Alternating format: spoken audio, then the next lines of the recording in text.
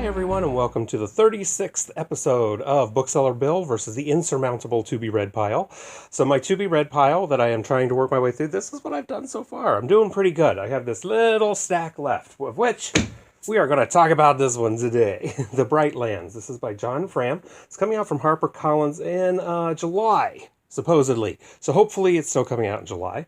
So this is unusual. This is a different kind of book.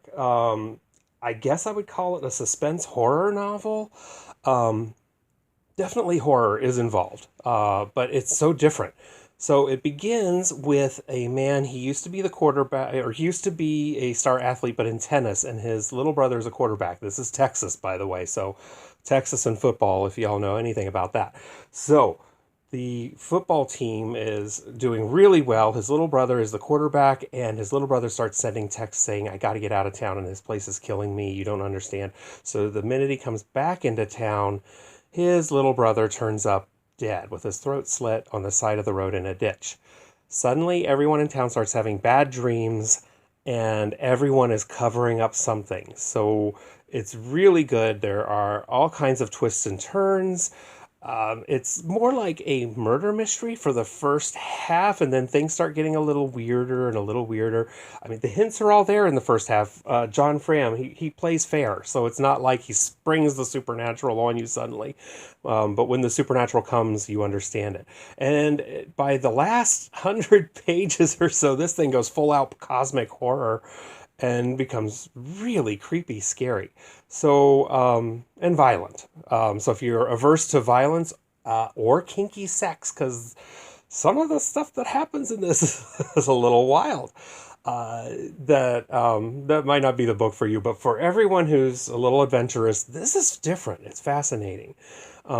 It delves into the whole mythology of sports teams, especially in the way that they're elevated onto a different platform than normal people in any town, especially if you happen to be gay.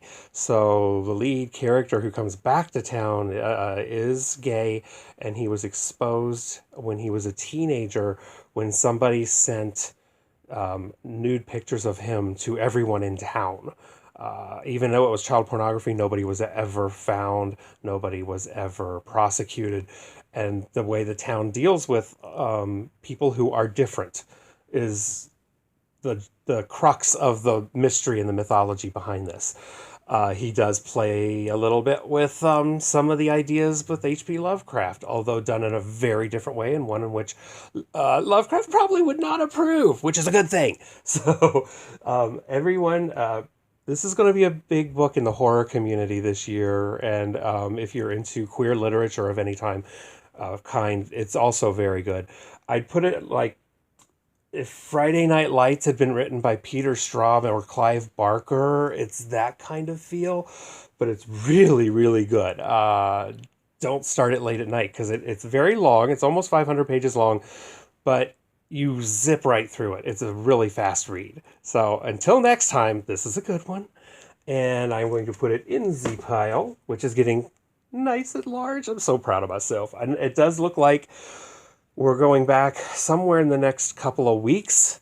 If I can get through this pile in the next couple of weeks, then I've done my job. So until next time, this is Bookseller Bill saying try to stay in if you can, wear a mask if you go out, be very careful, and when you're at home, read a good book. I've made plenty of recommendations, so grab one of those from anunlikelystory.com and enjoy your quarantine.